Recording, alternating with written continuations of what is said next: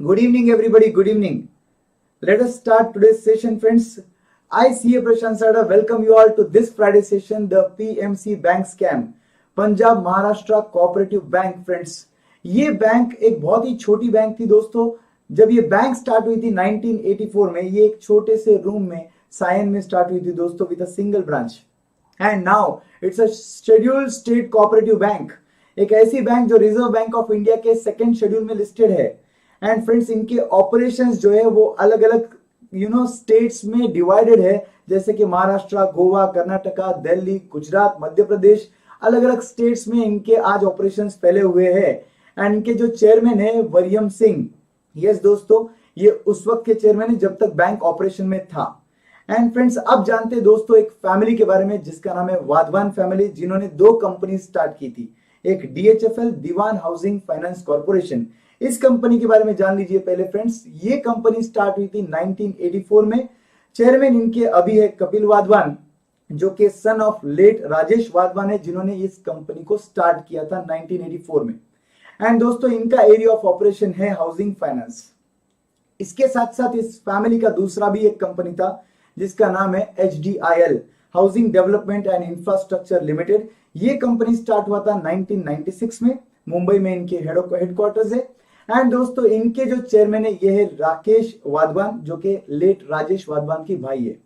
And दोस्तों, इनका area of operation है कंस्ट्रक्शन बिजनेस। तो दोस्तों, ये दोनों भी जो बिजनेसेस है ये एक ही फैमिली के बिजनेस है। एंड ये बिजनेस या इस फैमिली के बारे में हमने क्यों जाना दोस्तों, ये आपको अभी समझ जाएगा।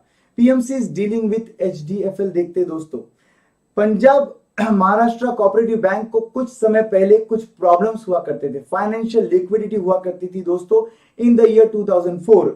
जब ये फाइनेंशियल लिक्विडिटी क्रंच में आए तो इन्होंने अप्रोच किया दोस्तों DHFL को, और DHFL के जब ओनर थे राजेश वाधवान, इन्होंने उस बैंक को डिपॉजिट दिया दोस्तों 100 करोड़ का। ऐसा फाइनेंशियल हेल्प करने के पीछे का मोटिव था कुछ, और वो मोटिव आपके सामने जल्दी आ जाएगा दोस्तों।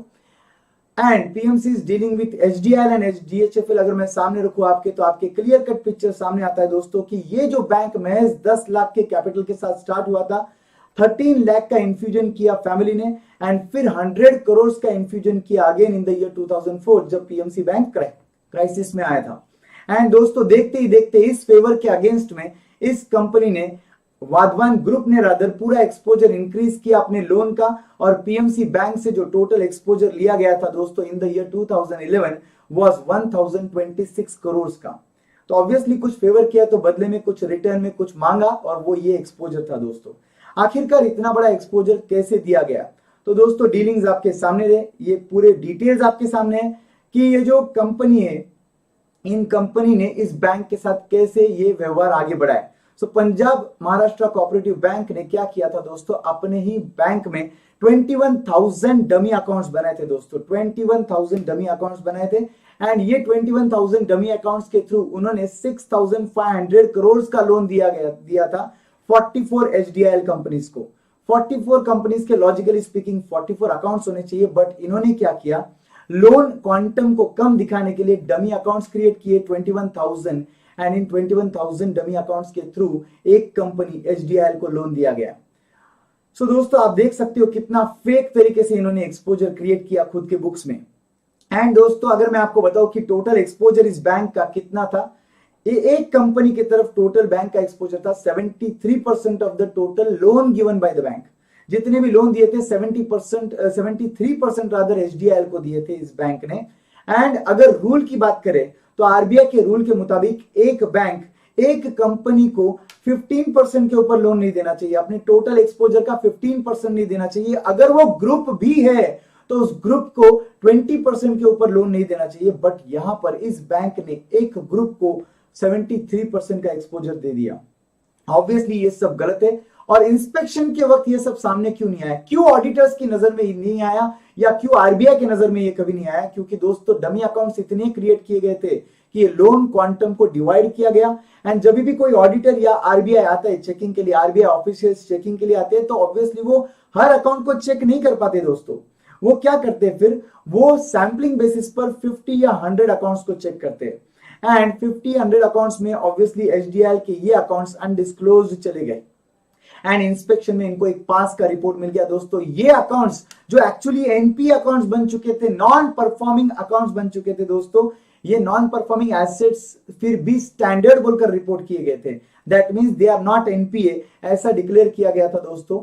क्योंकि जब भी कोई एनपीए बनने वाला था अकाउंट, तभी एक नया डमी अकाउंट क्रिएट किया जाता था, उसको लोन दिया जाता था और ये लोन रीपे किया जाता था जो एनपीए क्लासिफाई होने में ही था। तो दोस्तों इनके बुक्स में कभी लोन एनपीए क्लासिफाई नहीं होते रहे, रादर डमी अकाउंट्स के लोन क्रिएट होते रहे एंड हर नया लोन पुराने लोन को रीपे करने में काम में आता था दोस्तों, क्योंकि वैसे भी 21,000 डमी अकाउंट्स है इनके पास। कोर बैंकिंग सिस्टम के बारे में जान लेते हैं दोस्तों। सीबीएस बोला करते हैं इसे। ये क्या होता है दोस्तों कि अगर मेरा किसी बैंक के ब्रांच के पास अकाउंट है तो मुझे ऑल द वे वहां जाने की जरूरत नहीं, मैं ये बैंकिंग फैसिलिटीज किसी और ब्रांच से भी ऑपरेट कर सकता हूं। For example, I want to deposit money, I want to withdraw money, तो not necessary that I should go to that particular branch where I have the account. That means मैं कहीं से भी अपना अकाउंट एक्सेस कर सकता हूं। इसे बोलते हैं कोर बैंकिंग सॉल्यूशन। और ये एक बैंक का बड़ा सॉफ्टवेयर होता है जिस पर बैंकिंग ऑपरेशंस पूरे डिपेंडेंट होते हैं। इस पूरे स्कैम के अंदर दोस्तों ये सीबीएस में भी चेंजेस किए थे। कुछ ही एम्प्लॉयज थे जिनके पास सीबीएस का पूरा एक्सेस था दोस्तों, और उन्होंने लिमिटेड एक्सेस दिया था मैक्सिमम एम्प्लॉयज को। जो एम्प्लॉयज के पास सीबीएस का पूरा एक्सेस था वो सभी एम्प्लॉयज ऑब्वियसली इस स्कैम में जुड़े थे, और लिमिटेड एक्सेस दिया था बाकी एम्प्लॉयज को तो उनको पता भी नहीं चलता था बैकएंड पे क्या हुआ होता है। एंड दोस्तों कुछ रूल ऑफ इंजन नाम की एक चीज होती है कि सीबीएस डिजाइन करते वक्त रूल ऑफ इंजन होता है कि कौन से लेवल ऑफ अथॉरिटी को कितना एक्सेस है। तो दोस्तों रूल ऑफ इंजन भी चेंज कर दिए दोस्तों, क्योंकि इनको पता था कि एचडीएल को इन्होंने बहुत बड़ा एक्सपोजर दे रखा है और ये एक्सपोजर अगर पब्लिक के नजर में आया तो सब प्रॉब्लम हो सकता है दोस्तों। इस तरीके से इस स्कैम को मोर देन 5-6 इयर्स तक छुपाया गया था। मोर देन हाफ डिकेड तक ये स्कैम चलता रहा, बट किसी के नजर में नहीं आया। बाद में दोस्तों कन्फेशंस हुए, तब जाकर समझा। Farmer MD of PMC bank Joy Thomas, इन्होंने एडमिट किया दोस्तों कि काफी सालों तक पीएमसी बैंक ने ये फ्रॉड को छुपाया है। कन्फेशंस में ये भी बताया गया है कि एक लेटर लिखा गया था, इस फॉर्मर एम्प्लॉय ने लेटर लिखा आरबीआई को और ये बताया कि इनके साथ साथ 6 और बैंक के मेंबर्स है जो इस पूरे स्कैम में इन्वॉल्व थे, और मोर देन 60% ट्रांजैक्शंस बैंक के जो हुआ करते थे वो एचडीआईएल के साथ हुआ करते थे, which is again the rule, again not again, you know, within the framework of law. And friends, he also confessed that they used to charge a very heavy interest to this group, so that against that they get a good quantum of profit. So HDIL को ये लोग 18 to 24% का interest लगाया करते थे, जिसके against इनके books में प्रॉफिट भी दिखते थे। एंड दोस्तों why did did so, क्यों ऐसा किया इन्होंने? आखिर ऑब्वियसली स्टार्टिंग में जो फेवर मिले थे उनके अगेंस्ट इनको करना पड़ा, और देखते ही देखते दोस्तों इनको बहुत भरोसा था इस कंपनी पर, बट ये देखते ही देखते कंपनी इन पैसों को लौटा नहीं पा रही थी, और उसके बाद इस स्कैम को छुपाना बहुत जरूरी हो गया था, जिसकी वजह से डमी अकाउंट्स क्रिएट करने पड़े। अगर ऐसा नहीं करते तो मैसिव लॉस रिपोर्ट होता और ऑब्वियसली इस बैंक के रेपुटेशन पर भी प्रॉब्लम होता। तो इन्होंने क्या किया, हर बार प्रॉफिटेबिलिटी दिखाने के लिए interest earn but not received, ऐसा करके पीएनएल में एक्रूअल बेसिस पर इंटरेस्ट दिखाया करते थे, बट हालांकि इनको रियल में कभी कोई इंटरेस्ट मिला ही नहीं था इस ग्रुप से। तो पीएमसी बैंक का जनरली ये मीम्स आपके सामने दोस्तों, we treat every customer like most important customer, our one of the most important one rather, और दूसरा बोल रहा है they surely did it for HDIL, one very important customer, और दूसरा बोल रहा है probably they misunderstood their logo is infinity logo, so here we get infinite funds. Okay, तो इस तरीके के कुछ मीम्स भी आपके सामने आए इस स्कैम के बाद। पहली बार ये स्कैम कैसे आखिर लोगों के सामने आया दोस्तों, 2011 में इसी बैंक के एक एम्प्लॉय ने विसल ब्लोअर का काम किया, सबका अटेंशन इस स्कैम की तरफ लाया, और इन्होंने एक लेटर लिखा दोस्तों। इस एम्प्लॉय ने एक लेटर लिखा chief general manager of RBI, जो कि आरबीआई के अर्बन बैंक्स डिपार्टमेंट के हेड थे, उनको लेटर लिखा और बोला कि ये जो दो कंपनीज हैं इनके बीच और बैंक के डीलिंग के अंदर कुछ इरेगुलरिटीज है और आपका देखना बहुत जरूरी है।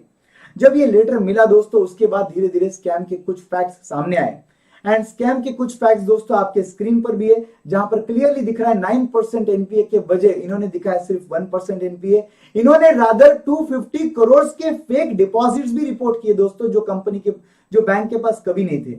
एंड इन्होंने क्या किया, जो लोन्स एनपीए हुआ करते थे उन कंपनीज के डायरेक्टर्स, पार्टनर्स, रिलेटिव्स इनको लोन देते थे, और उस लोन के पैसों से ये एनपीए के पैसे लौटाते थे। एंड दूसरे नए लोन्स डिफॉल्टिंग लोन्स बुक्स में खड़े हो जाते थे। सो फ्रेश लोन देना और पुराने एनपीएस को छुपाना, ये एक सिलसिला शुरू हो चुका था। और एचडीआईएल और डीएचएफएल, ये दोनों कंपनीज के हद तक कंपनीज ने net time and demand deposit liabilities को भी अल्टर किया था, जो बैंकिंग नॉर्म्स में बैंक ने सही तरीके से आरबीआई को रिपोर्ट करना चाहिए, बट इसमें भी अल्टरेशंस एंड मैनिपुलेशंस किए गए थे। ये सब जानकारी विसल ब्लोअर के थ्रू, मतलब वो एम्प्लॉय के थ्रू हमारे सामने आई, पब्लिक के सामने आई, आरबीआई के भी सामने आई। विसल ब्लोअर ने क्या इंफॉर्मेशन दिया आखिर की एनपीएस जो है बैंक के वो अंडर रिपोर्ट किए जा रहे हैं, एंड ये जो लोन्स है इनके एवरग्रीनिंग किए जा रहे हैं, मतलब नए लोन्स दो और पुराने लोन्स को एनपीए होने से बचाओ, फिर वो पुराने लोन्स जब वापस से एनपीए बनने के कगार पर है तब फिर से नए लोन्स दे दो और उन्हीं को यूज करो ताकि एनपीए कोई अकाउंट में दिखे ही नहीं, सब लोन स्टैंडर्ड दिखे।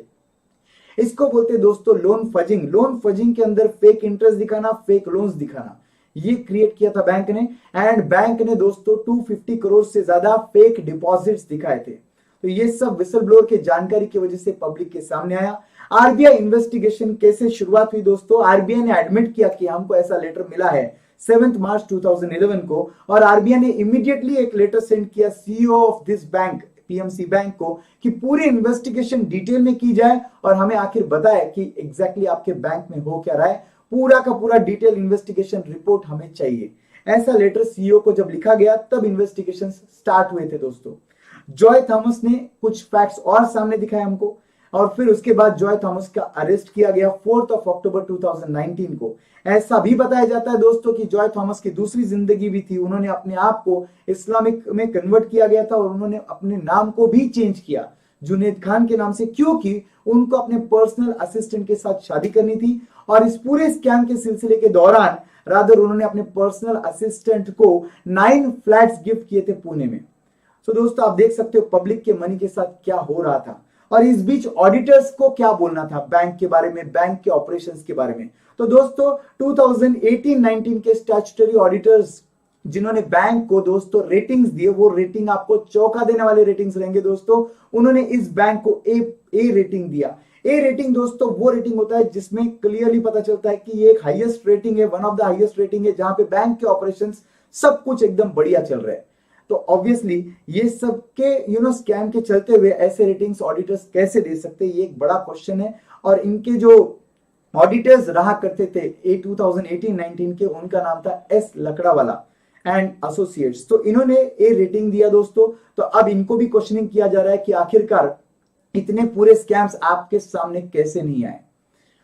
एंड फाइनली फ्रेंड्स, अगर मैं कुछ और मीम्स आपके सामने दिखाऊं तो यहां पर बैंक रॉबर बैंक को बोल रहा है, I may be a bank robber, you are a robber bank because you are robbing the money of general public, the PMC bank. And friends, PMC का अभी मर्जर का एक प्रपोजल सामने है। आरबीआई ने ग्रांट कर दिया है परमिशन सीएफएसएल को, that is central financial services limited को, and digital payment partner BharatPe को, कि आप एक स्मॉल फाइनेंस बैंक खोलो और इस स्मॉल फाइनेंस बैंक के थ्रू पीएमसी का मर्जर कराकर इस ऑपरेशंस को सिस्टमैटिकली आगे ले जाओ, क्योंकि ऐसे हम डायरेक्टली लॉसेस डिक्लेयर नहीं कर सकते, ऐसी बैंक शट नहीं हो सकता है, ऐसे डिपॉजिटर्स के पैसे रातों रात गायब नहीं हो सकते, नहीं तो बैंकिंग सिस्टम पर पूरा विश्वास उठ जाएगा। सो अल्टीमेटली ये सब रिस्पॉन्सिबिलिटीज आरबीआई की आ जाती है अभी। अब क्वेश्चन ये आता है, will the depositors money they will get that money back. तो सिंपल बात है दोस्तों, पास्ट एक्सपीरियंस के थ्रू समझता है, जब जब एक बैंक प्रॉब्लम में आता है तो आरबीआई पिक्चर में आता है, गवर्नमेंट पिक्चर में आता है और उसे बचा ही लेता है। So PMC bank depositors they are now keenly waiting कि कुछ मर्जर अच्छा हो और उनके पैसे उनको वापस मिल जाए। और दोस्तों पास्ट एक्सपीरियंस तो यही बताता है कि शायद ये मर्जर के थ्रू भी ऐसे चांसेस है, कोई रिपोर्ट वगैरह या मेरे पास कोई कॉन्फिडेंशियल इंफॉर्मेशन नहीं है, ये चांसेस है कि इन्वेस्टर्स का पैसा इन्हें वापस मिल सकता है, जो भी आज फिक्स डिपॉजिट्स के तौर पे आज अटका है बैंक के साथ। दोस्तों economic offence wing of Mumbai main Mumbai police ने एक 32,000 पेजेस का एक चार्जशीट फाइल किया दोस्तों, ये पूरे स्कैम रिलेटेड जो मल्टी करोड़ स्कैम था, एंड पूरी छानबीन की करने के बाद ये चार्जशीट फाइल की गई। अब दोस्तों करंट स्टेटस ये है कि आरबीआई ने रेस्ट्रिक्शंस डाले कि हम ज्यादा से ज्यादा कितना पैसा विड्रॉ कर सकते हैं। रेस्ट्रिक्शंस दोस्तों 30 जून तक थे, उसके बाद का अपडेट अभी तक हमारे सामने नहीं है, आज 2 जुलाई है। आरबीआई और पीएमसी ये दोनों बहुत रिगरसली एफर्ट्स ले रहे हैं कि डिपॉजिटर्स एंड स्टेक होल्डर्स का पैसा अच्छे से सेफली उनके हाथ में वापस पहुंच जाए। उसके लिए क्या मेजर्स लिए जा रहे हैं वगैरह वो सब ऑलरेडी इन प्रोसेस है। जो मेन इसके पीछे, इस पूरे खेल के पीछे, इस स्कैम के पीछे लोग है वो आज आथुर जेल में है। राकेश वाधवान, उनके लड़के सारन वाधवान, जॉय थॉमस, वारियन सिंह जो उनके चेयरमैन रहा करते थे, और प्रीवियस चेयरमैन वरियम सिंह के भी पहले जो चेयरमैन हुआ करते थे सुरजीत सिंह अरोरा, ये सब लोग जो स्कैम में इन्वॉल्व थे दोस्तों, ये सब लोग आज आर्थर जेल में बंद है। एंड फाइनली हम ऐसा बता सकते हैं कि क्राइसिस का करंट पोजीशन ये कि आरबीआई ने बैन कर दिया था पहले स्टार्टिंग में कि कोई भी डिपॉजिटर 1000 रुपीज के ऊपर विड्रॉ नहीं करेगा। बट फिर इन्वेस्टर्स ने प्रोटेस्ट किया, बहुत से इन्वेस्टर्स रोड पर आ गए थे, और फिर विदाउट एनी एक्सप्लेनेशन ऐसा डायरेक्टली लिमिटेशन डालना ये एक गलत बात है। इन्वेस्टर्स का पैसा सेफ नहीं होता है, इसलिए फिर आरबीआई बाद में ये रूल आरबीआई ने चेंज किया और ये लिमिट रिसेंटली दोस्तों 1 लाख की गई। इसके पहले ये लिमिट 50,000 की गई थी और अभी ये लिमिट 1 लाख की गई है। एंड इन्वेस्टर्स अभी जो है ना लिक्विडिटी प्रॉब्लम फेस कर ही रहे। मीनवाइल यू दोस्तों आप सबको पता है कि कोविड सिचुएशंस चल रहे थे, तो एक और रूल लाया गया था कि अगर आपको कोविड ट्रीटमेंट के लिए आपका कोई फिक्स डिपॉजिट अगर पीएमसी बैंक के साथ है तो आप 5 लाख रुपीज तक विड्रॉल कर सकते हो। बट उसके लिए again you need to be undergoing the covid treatment, तभी जाके ये विड्रॉल अलाउड था। एचडीएफएल जो बैंक, ये जो कंपनी है, ये फिलहाल बैंकरप्सी प्रोसीडिंग्स फाइल कर रहा है और इसके पूरे प्रोसीडिंग्स अभी शुरू है। एंटायर बर्डन दोस्तों इस स्कैम का अल्टीमेटली किस पर आ चुका है, तो वो इनोसेंट विक्टिम्स बन चुके दोस्तों जो इस बैंक में पूरे भरोसे के साथ अपने हार्ड एंड मनी, या तो सेविंग अकाउंट, या तो करंट अकाउंट, या तो एफडी, या तो आरडी, ऐसे वेरियस मींस से डिपॉजिट कर चुके। अल्टीमेटली यही लोग हैं जो टैक्स पेयर्स है, यही लोग हैं जो दिन रात मेहनत कर रहे हैं, और इस बैंक्स में एफडी सबसे सेफेस्ट माने जाने वाला डिपॉजिट दोस्तों, इस बैंक के साथ रखने के बावजूद भी इन इन्वेस्टर्स को आज यही हालत फेस करनी पड़ रही है दोस्तों, जो आज रोड पे कुछ तस्वीर आपके सामने है। लोग लिटरली अपने लाइफ के पूरे सेविंग्स के लिए रोड पर उतर गए और आरबीआई को बोल रहे वी वांट जस्टिस, हमारा पैसा हमें वापस दो। सो दोस्तों अल्टीमेटली हमें ये पूरे रेगुलेटर्स पर एक बहुत बड़ा रेगुलेटरी सिस्टम पर बहुत बड़ा क्वेश्चन मार्क आता है बार बार सामने कि ऐसे कैसे डमी अकाउंट्स क्रिएट किए जा सकते हैं, ऐसे कैसे रूल ऑफ इंजन चेंज किया जा सकता है सीबीएस का।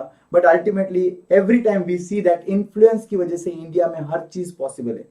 दोस्तों ये पूरे स्कैम के डिटेल्स आपके सामने लाने के पीछे मेरी टीम ऑफ स्टूडेंट्स हर वक्त बैक एंड पे as my backbone, they are always there. Everybody of us, the viewers who enjoy my video lectures, this Friday lectures, I think these people, they deserve a round of applause from our side. These are the people who really work hard and give me all the informations. And based on that, and obviously few more research, I present you the lectures. So friends, I will again see you on next Friday, friends. Next Friday topic will be Yes Bank scam. Yes friends, Yes Bank, why it got failed. We are going to see that scam the next Friday. And friends, till then, if you have not yet subscribed my channel, do subscribe to my channel, friends. Live it, learn it, love it, and use it in your life. Don't forget to hit the bell icon so that you get to know when I'm live the next time. Okay friends, so यहाँ पर सब लोग मेरे साथ जुड़ चुके हैं, इन सबको मैं थैंक यू बोलना चाहता हूँ। Thank you Tara, Kuldeep, Mangesh, Rits, Chirag Garg, Vision Official, Amit Tatir, Harshit, everybody, Manav Shah, everybody, thank you so much for staying tuned throughout. See you next Friday, guys. Bye-bye. Bye, everyone.